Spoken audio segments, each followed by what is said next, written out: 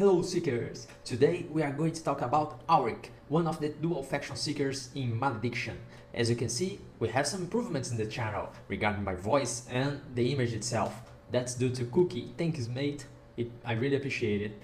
And without further ado, dual faction Seekers, they are a little bit harder to build because you have more options, right, amongst the units you have. Since you have two factions, you can use any cards from each of them, and you still have some specific cards for each dual seeker, right? So let's take a look at our giant dwarf Auric.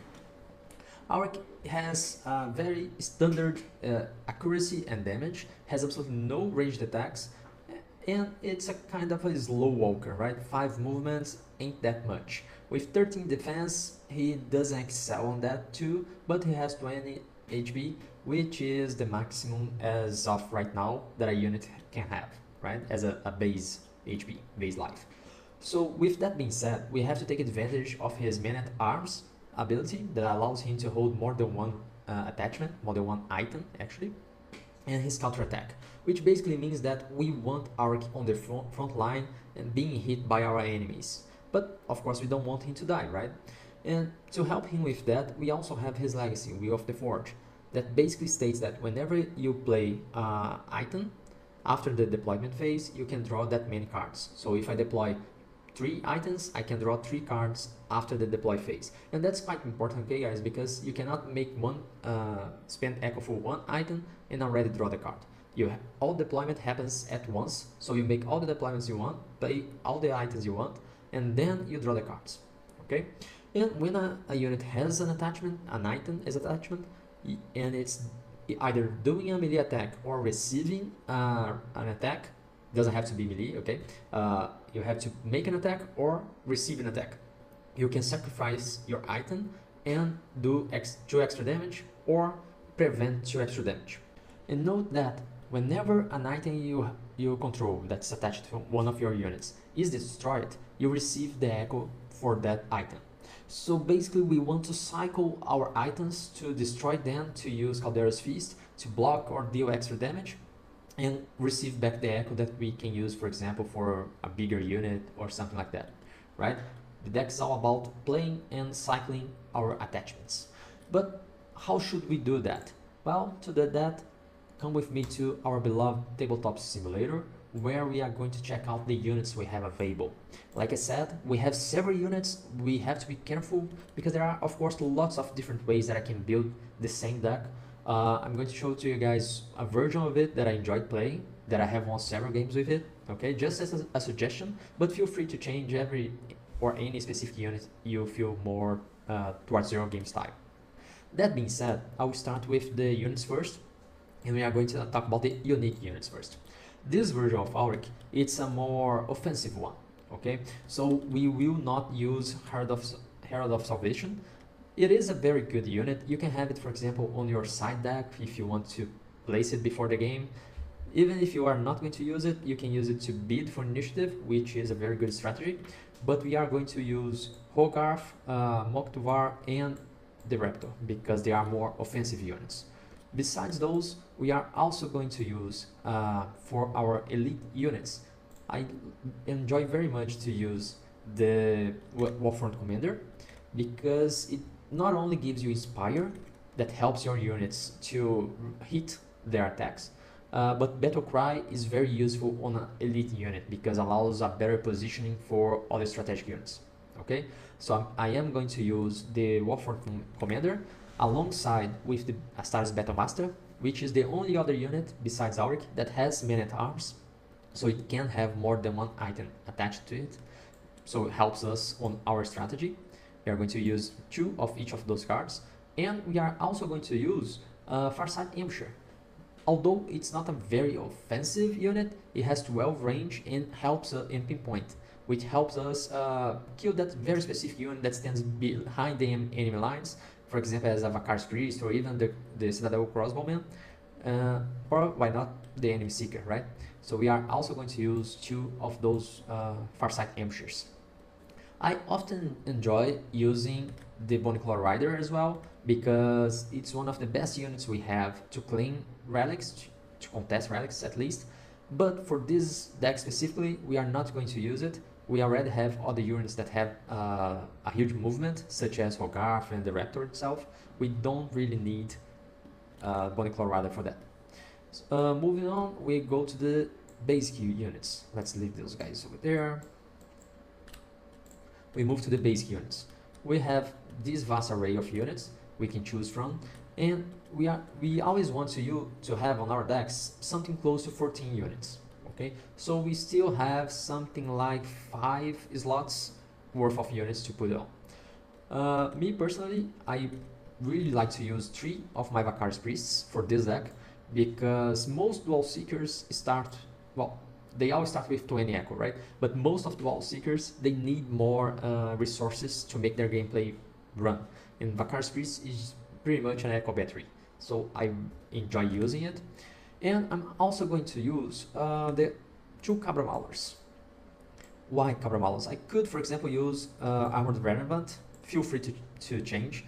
They are equally good.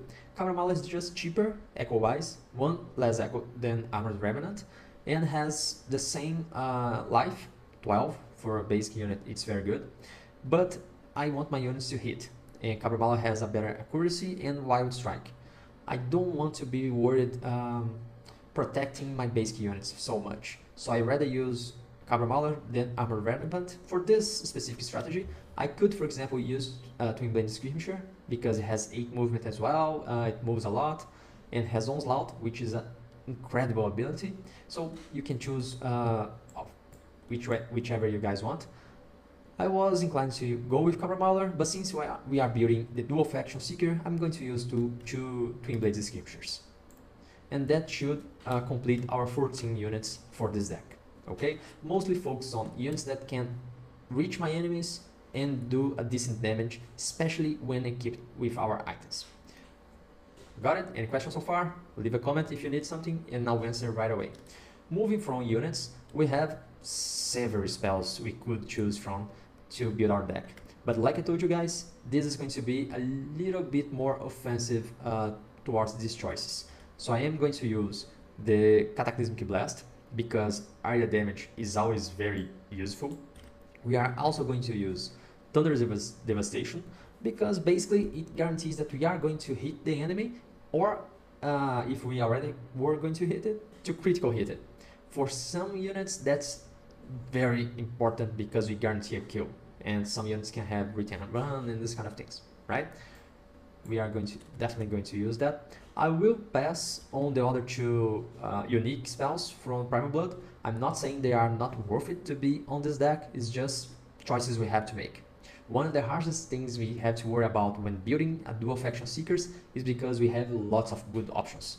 And for this build over here, I'm going to pass on the other unique spells, and we are going to move for the elite ones. I always like to have 1 copy of Die Hard, because, well, there are some units we don't want them to die. You are going to see that in one of the gameplays I posted here on this channel, where I play Auric against Thundersteps, I only win the game because my Hogarth was with 1 HP already. The opponent tries to kill, and I have Die Hard to keep it fighting for another day. Okay, so at least 1 copy of Die Hard is very important. And since we are going to be on the front lines being hit by our opponents, I am going to use 2 copies of Retribution. One thing that most people don't expect is to be hit from its own units. Usually people try to stack up damage, for example, giving the sight, the relic, the sight for a Medial Fencer to bump its damage, and we just appreciate it as much as our enemy because we have Retribution to possibly kill somebody.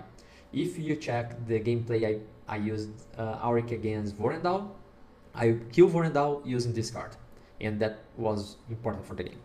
So we are going to use 2 Retribution and only 1 Die Hard, okay? Moving still on the elite spells, we are going to use 2 of the Rebounding Throw for a very specific reason. This is an extra attack. It does extra damage that stacks with our legacy, and most important, it returns the item to my hand. So I can use it, do extra attack, extra damage, return the item for me to play again on the next deployment phase and draw another card. Okay, so we definitely want this. And since I told you guys that we are building a more offensive version, I'm going to use 2 of the Valorous command, just for us to have extra attacks.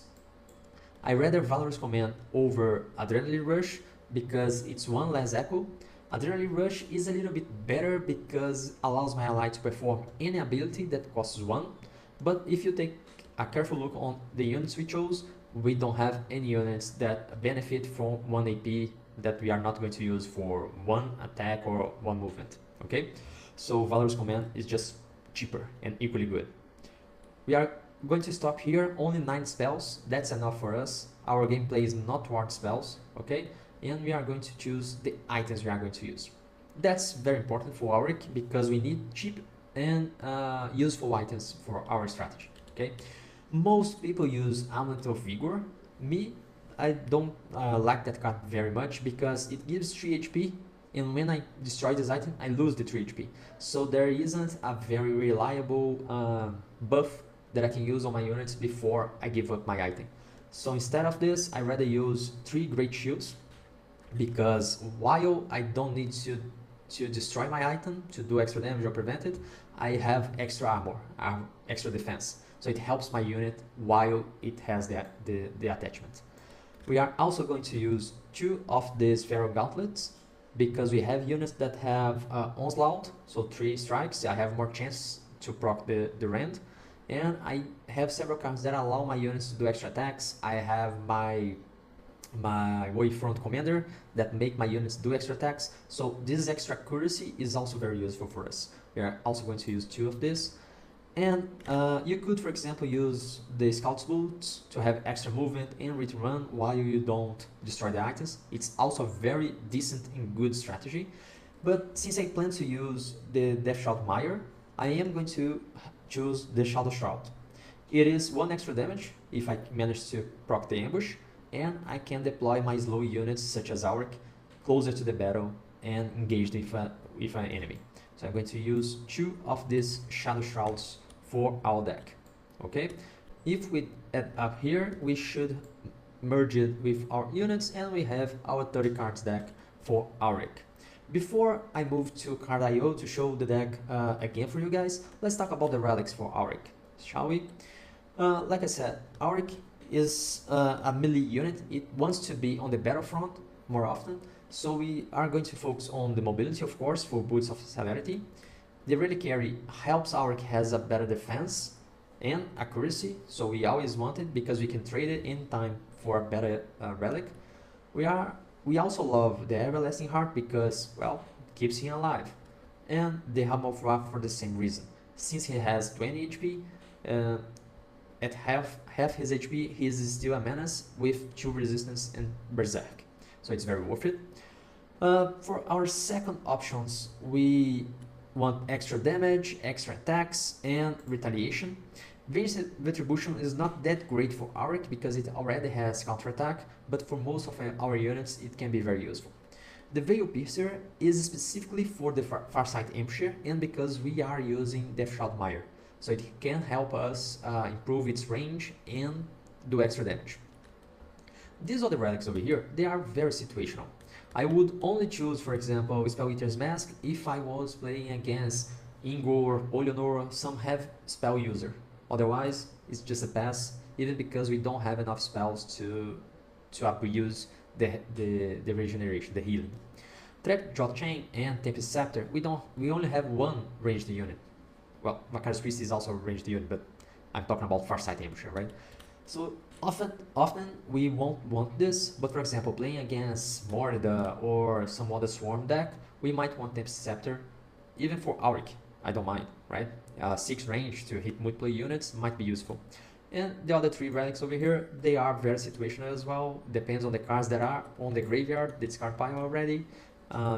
If we need to just grab the relic and run away with a specific unit, we should do this, okay? But most of all, we are going to look for one of those relics over here. Moving on to card.io, we want to have Auric for our 14 units. This way we can guarantee we are going to have a nice hand and a steady deployment for our units.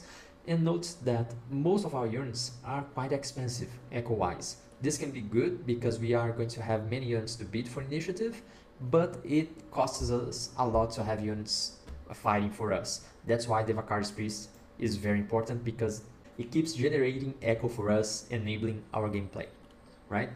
We have only 9 spells, most of them damage dealing, extra attack, extra damage for the attack, extra attack. Only 2 that prevent our units from dying. Well, Die Hard prevents from dying, and Retribution makes both units suffer the damage, which is great. And we have 7 attachments. 7 might be a low number, but you would have to change one unit or one spell to add other items here. You don't want to have like 10, 12 items on Auric, because you won't have enough units to cycle them every single time. So I would use 7 to 9 items at most, okay? That's just a recommendation. And for the terrain, as I mentioned before, we are going to use Death Shroud Mire for 2 reasons. One, I can have the item, Shadow Shroud, on my units and use Rebounding Throw to get my item back. So extra attack, and I get to deploy another unit on the terrain. So it helps me, especially for the units that have low mobility, right? I want the Death Shroud Mire to prevent my units from being targeted before I reach the enemy, okay?